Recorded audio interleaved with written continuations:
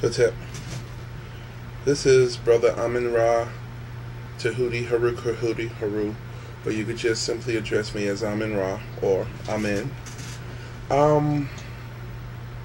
This post today is going to be based upon a conversation that I had yesterday with a brother that I come in contact with every now and then at this particular part that I work out at.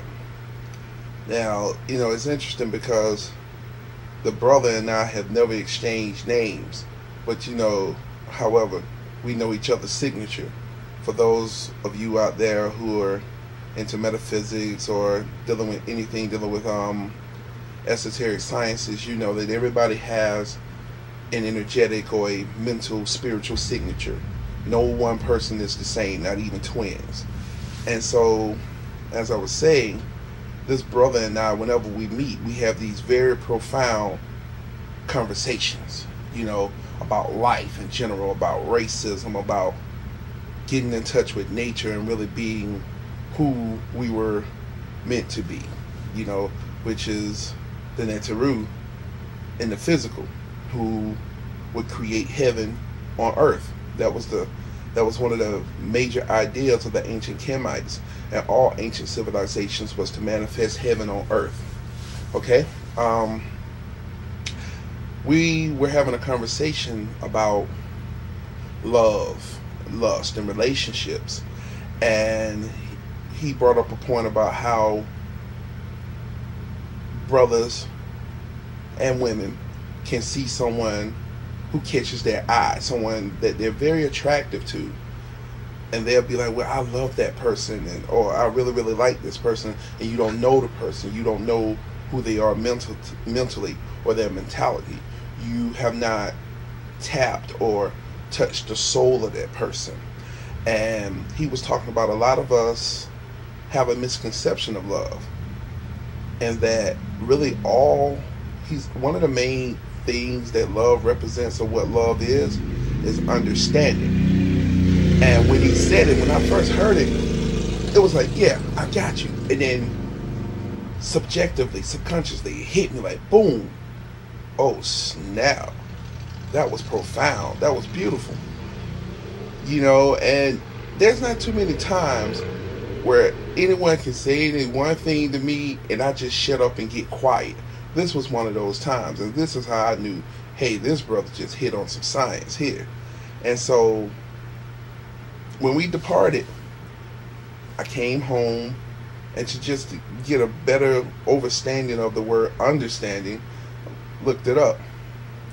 And when it comes down to it, to understand or overstand something is to know its significance, not only to you but to the rest of everything else, allowing you to be able to connect deeper.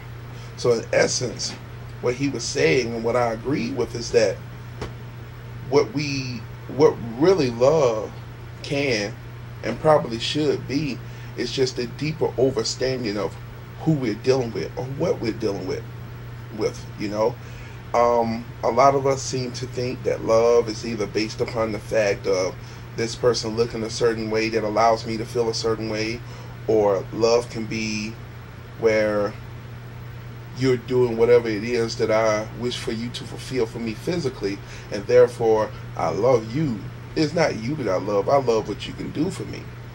Because as soon as you're not able to give me what it is that I wish for or what I want physically, I don't love you anymore. Okay? A lot of us feel that love is just based on this tingly feeling that we get when we meet a particular person, or when we're getting ready to have sex with them. And that's not the case. Love is being able to truly allow ourselves to immerse into a particular subject or a particular thing or particular person, particular place, wherever. That deeper understanding is what allows us to be able to mentally travel back into, I guess you can say, the memory bank of time, and see events take place, and even interact in ways with the constructs, or with how can I put it, or with the essences left by those souls who once took on those forms. that deeper love or deeper overstanding allows us to be able to say, I know this individual, I know this thing, I know that thing. Just like I have a love for the martial arts. And I know that I have a love for the martial arts because I have done what I could to immerse myself into the study of it, looking at every intricate part of a particular martial arts method or style, and really breaking it down and looking at it for what it really is. Why does karate use this block versus why kung fu uses this block? And you have to have a deeper understanding or love in order to be able to get deep into things like that. So it could be the same thing with a person who's a chef, a person who loves to prepare food for others, a nurse, a healer, an architect. If you're really, really deep into what it is that you say you're into, you're going to have an overstanding. It's such an overstanding of it to the point it's going to be simple when you do it. And when it comes to dealing with other individuals, you may not necessarily, it's like this. It's like there's some people that we can love or be in love with, and I reference being in love is just allowing ourselves to be at one with that particular individual, that particular thing, or whatever. And there are things, of course, that we may not necessarily like or agree with other individuals. However, we can still say, I love this individual because I understand who they are. I understand how we connect. I understand what allows us to become significant. And this can also be applied to in dealing with nature. Understanding why the grass has its function, why the tree has a particular function, why the bee, the ant, and all of that. And when you truly can appreciate that and understand that, you are loving nature, which allows you to be at one with nature. So this understanding allows us to be able to be at one with that which we are attempting to connect with. And that's pretty much all I can say at this particular time. However, I welcome any of you to post any comments or questions, either, under the video or through email.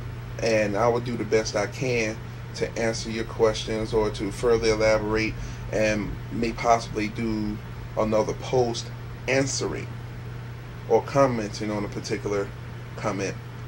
So I say to you all at this time, and I guess you can say all the universal or different universal greetings: salam, shalom, amen, hotep, peace.